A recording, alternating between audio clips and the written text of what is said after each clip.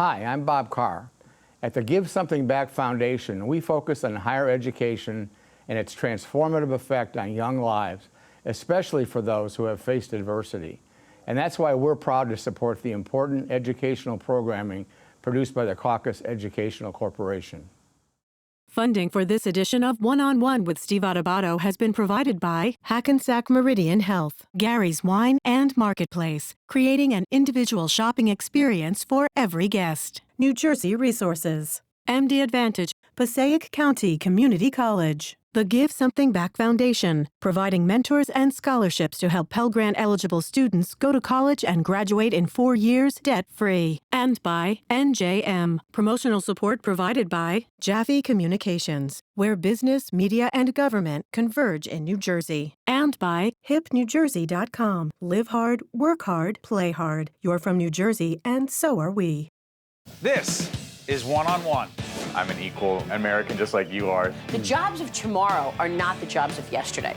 Look at this. You got this? Here it is, man. Look at that. Life without dance is boring. When you first heard that they were doing Charlie Rose and Gayle King, didn't you go, what? Do you enjoy talking politics? No. People call me because they feel nobody's paying attention. Our culture, I don't think, has ever been tested the way it's being tested right now. Such a good question. High five. We've got him back. He's Patrick C. Dunican Jr., Chairman and Managing Director in Gibbons PC. Good to see you, my good friend. Nice to see you, Steve. Thanks for having me back. We should let you know that you know this place very well, right? NJPAC? We're at NJPAC. I'm on the board. I was here for a committee meeting early this morning. It's part of the connection between my firm, Gibbons, and the Newark community. We feel it's important to be supportive of the local charities, and of course, NJPAC is one of the preeminent philanthropic organizations in town, helping out kids through arts education and providing entertainment to the broader New Jersey community. For those who do not know the law firm, and I've done a significant amount of leadership development seminars there, I know the firm well. Let folks know what it is. So Gibbons is a 90-year-old law firm founded in 1926 by Andrew B. Crummy. So for much of our lives, we were the crummy lawyers. But with a name like Schmuckers, we changed our name to that of our standard bearer, John Gibbons, who's 90 years young. We practice law here in New Jersey and in 5 states throughout the Northeast region. So you and I have talked about this offline as well. One of the issues that comes up a lot is you and I talk about what it takes to have a workplace that people want to be a part of. And particularly with millennials, we have a fair number of particularly younger people on our team. Millennials, people say, oh, they're tougher to motivate, et cetera, et cetera. You got younger lawyers coming in. Your firm has been, without being promotional here, the fact is Gibbons has been selected as one of the best places to work by a lot of different folks. Right. Describe that and also help us understand how, why. Yeah, so we were recently certified as one of the best small or medium-sized companies to work for in the United States of America, which we find pretty cool. And that's based upon a survey of our employees. And it's really important for us to maintain a unique culture. I saw something last week where a law firm managing partner said that the idea of culture at a law firm is overstated. I couldn't disagree more with that. In fact, it's the very essence of who we are. Define culture. Culture, we're service providers, okay? So we want to put the best face on our institution to our clients that we possibly can. We want to have a low jerk factor. We want to make sure low jerk factor. You know, that's that kind of behavior that people see in the workplace is not tolerated. That you know from your colleagues and other people you've spoken to that sometimes people drive to work with a pit in their stomach. And that's not our place. We don't want people to have that kind of experience. We want them to be engaged and to really appreciate the nurturing environment that we can provide, and that's what our employees are telling us about what we're doing there. You can always make more money somewhere else, right? Because someone's willing to pay for good talent. What we want to do is develop deep relationships that keep people engaged in the work of our clients. You know, the other piece of that that's really interesting to me, and I don't know if there's a millennial issue connected to you or not, but people often say with younger people, it's hard to get them to care.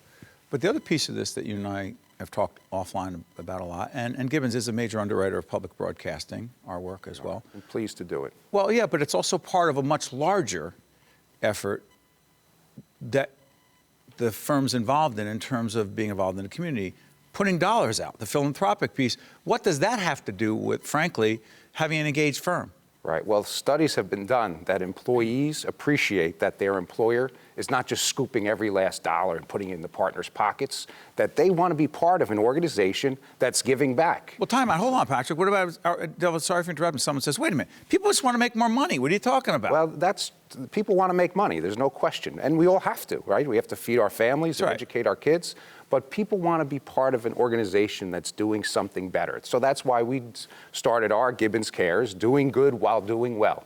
And our employees want to be part of that. So over the last decade, we've given money to close to 200 charities that is raised from our employees. We do a Jeans Day one Friday a month where each employee gives $5. They get to wear jeans, but then that money goes out into the community. And our employees love it. They love being part of an organization that can transmit that kind of assistance out into the greater community. And it's all part of the whole thing, right? Where you're building the culture, you're instilling in the employees and the lawyers that it's important that we give back. And then the clients see that. And they see that you're engaged and they want to engage you as their counsel. You know what's interesting?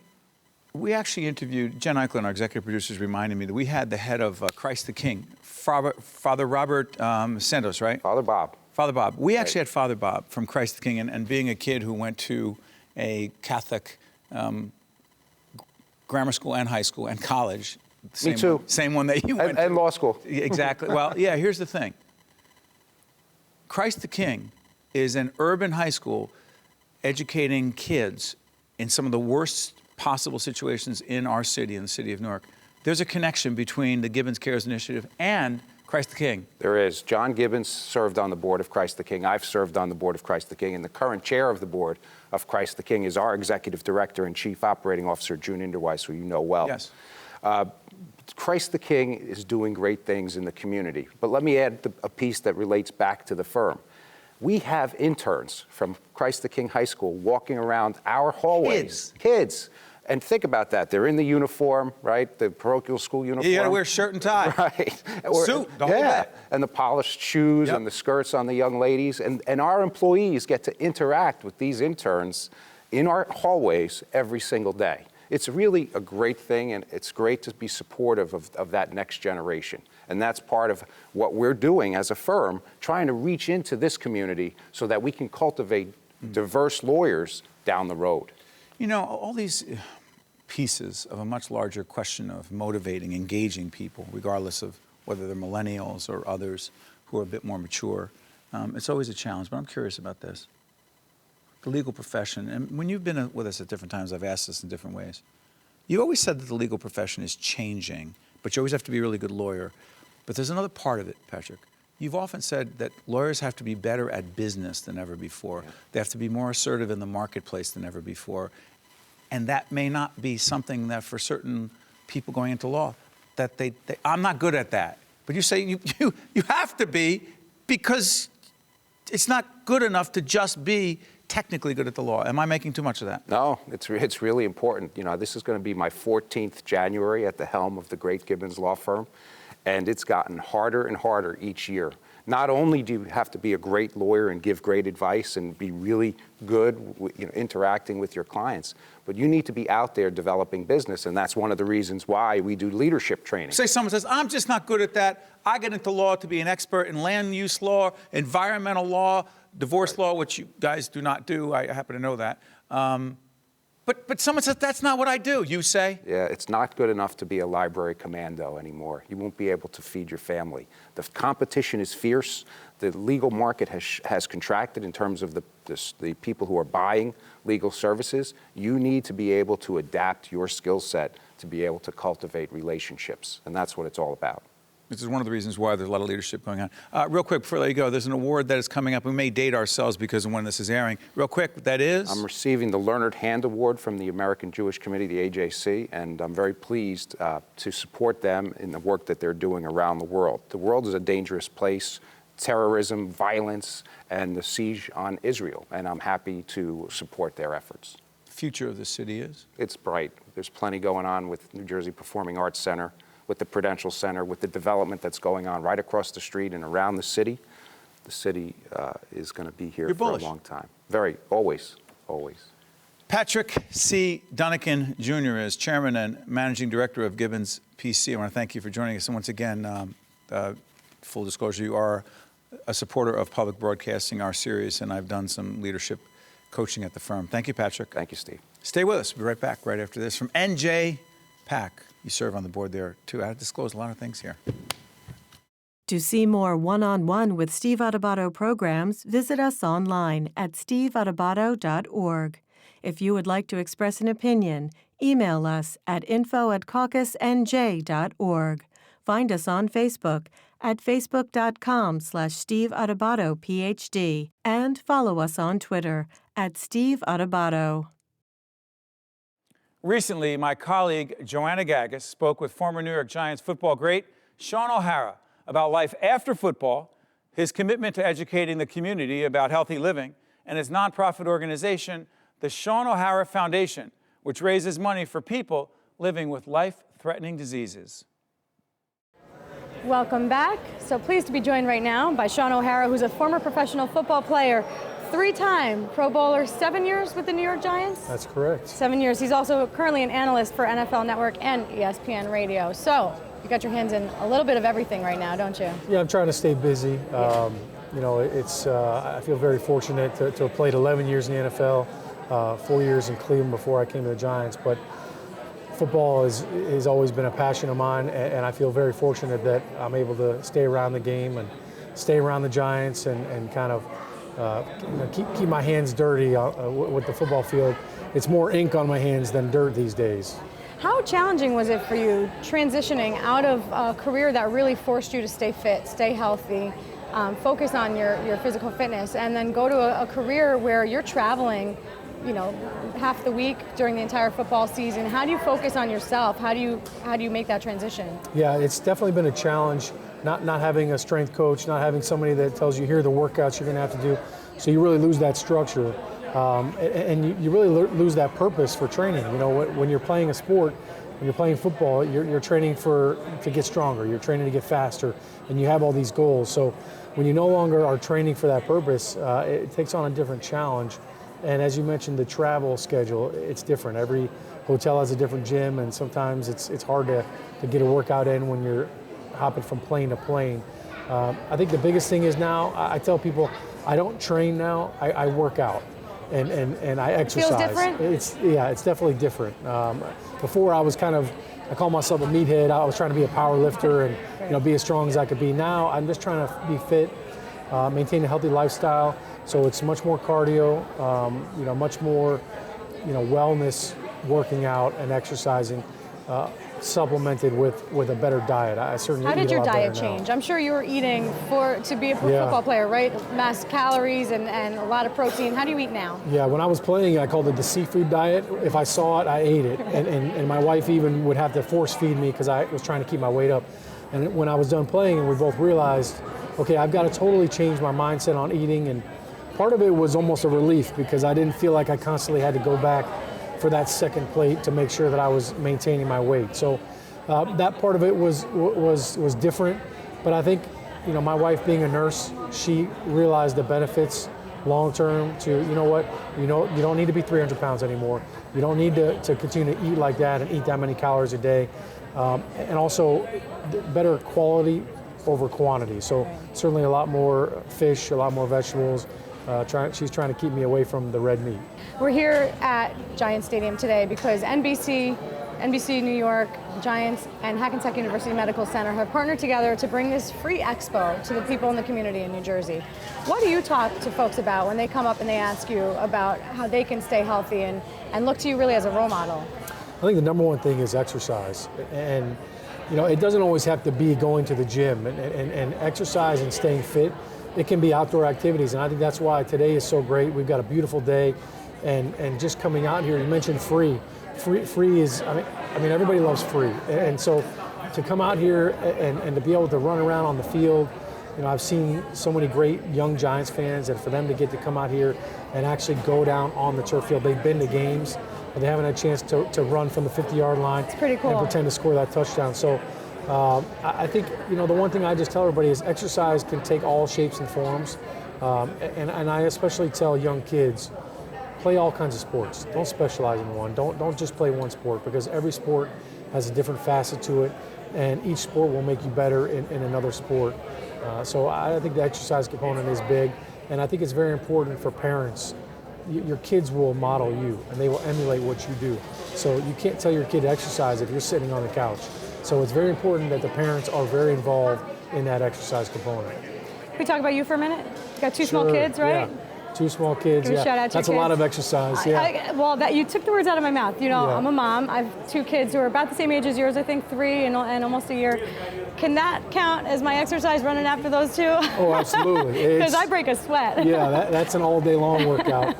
My son will actually be 3 on Friday. So it's a big week for us, and he actually just met Chase from Paw Patrol this morning. Oh, he came to a local kids So you're store. a hero now, not because you won a Super Bowl with the New York Giants, but because your son just met the Paw Patrol character. He doesn't even know what Super Bowl is, so I've got to reestablish myself with all these new ways to say that Daddy's the best. And then our daughter is 11 months old, so we're playing man-to-man defense at home, and that's in itself a workout, and it can be exhausting at times.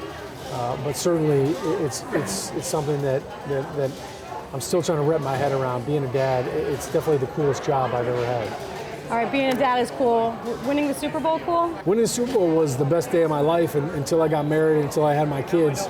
Good thing you had the Super Bowl win before you had the wife and kids, right? Because then you won't get in trouble for saying that. Yeah, I could say that, as long as I put everything in a timeline. Right. But the winning the Super Bowl was the ultimate team achievement, and it's something that my teammates, my coaches, we will share that forever. And football players are constantly searching for that immortality, and in my mind, you can only really achieve that in 2 ways.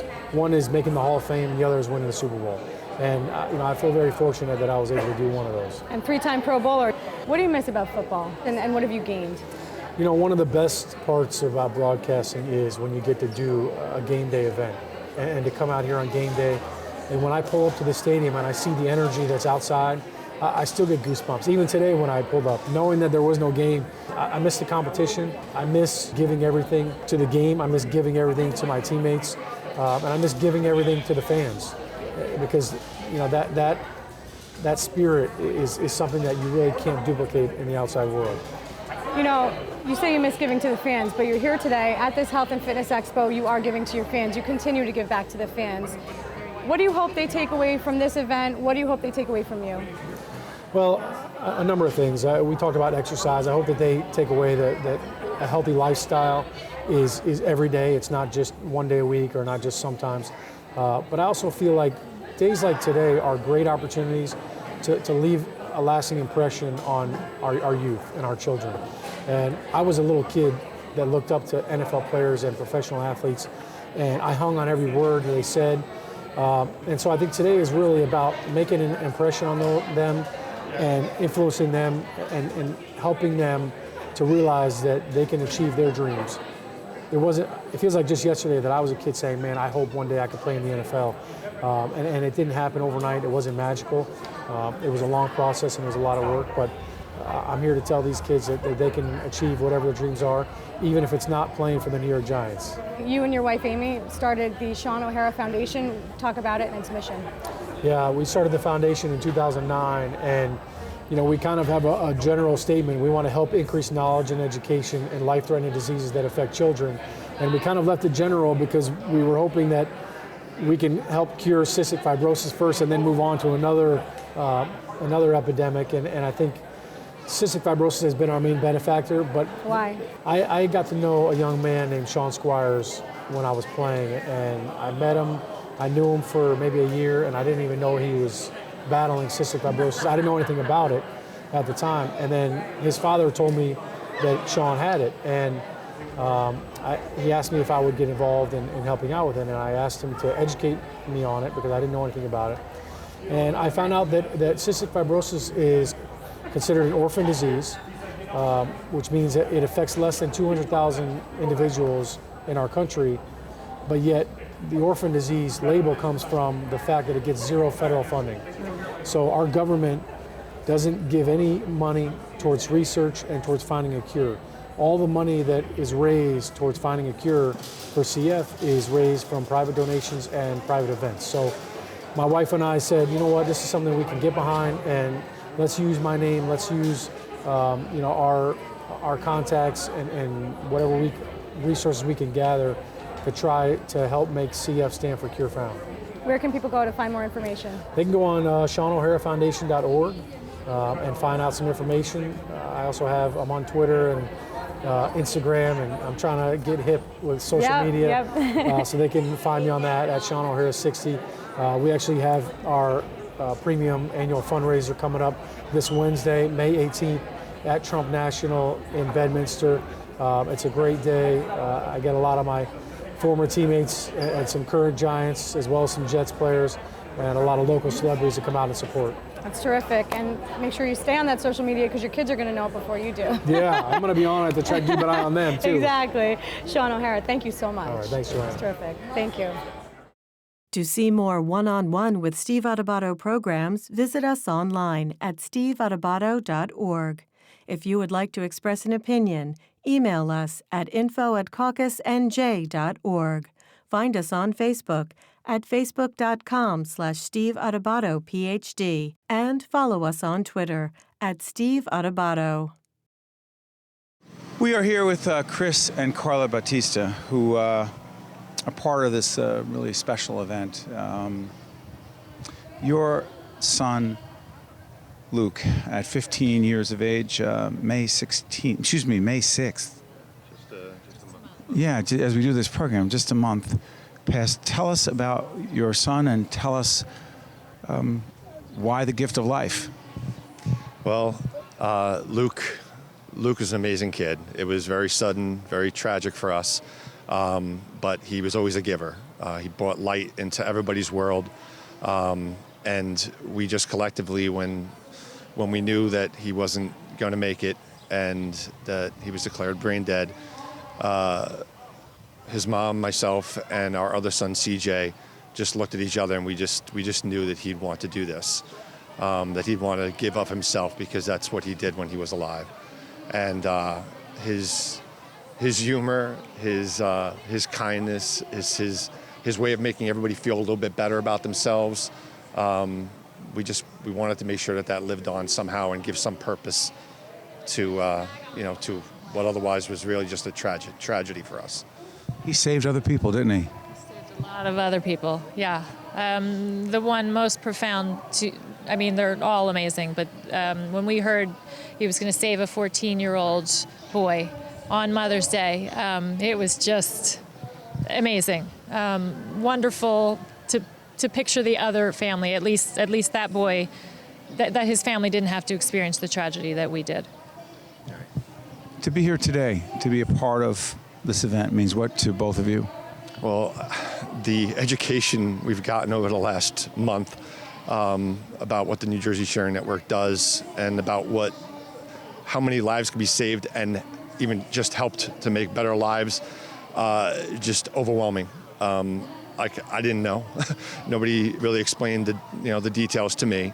I've been a donor, but I want to give it myself. It was like whatever. I never thought about what impact it was really going to have. And over the last few weeks, all we've heard is from either other donors or other recipients, and other people who felt the same way that we did, who didn't really know how much of an impact it could really be and have.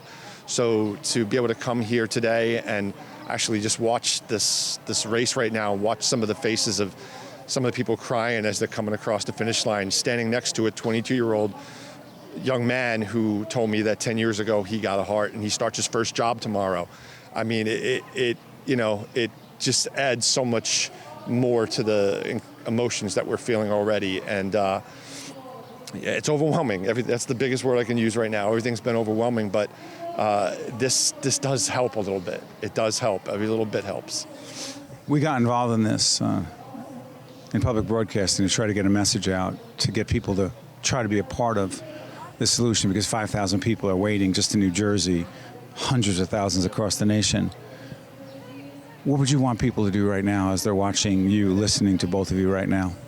Absolutely. Just there's no reason at all not to be an organ donor. To be able to, I mean, if your loved one is going to die, there's no reason whatsoever not to be able to save somebody else from not dying and have somebody else's family not have to go through the heartache. One-on-One with Steve Adubato has been a production of the Caucus Educational Corporation, celebrating over 25 years of broadcast excellence. Funding for this edition of One-on-One with Steve Adubato has been provided by Hackensack Meridian Health, Gary's Wine and Marketplace, New Jersey Resources, MD Advantage, Passaic County Community College, the Give Something Back Foundation, and by NJM. Transportation provided by Airbrook Limousine, serving the metropolitan New York, New Jersey area. At Gary's Wine and Marketplace, planning parties is our business. Our associates can work with you to plan the details. We offer an assortment of wine, beer, spirits, cheeses, party platters, accessories, and more. 4 locations in New Jersey and at garyswine.com.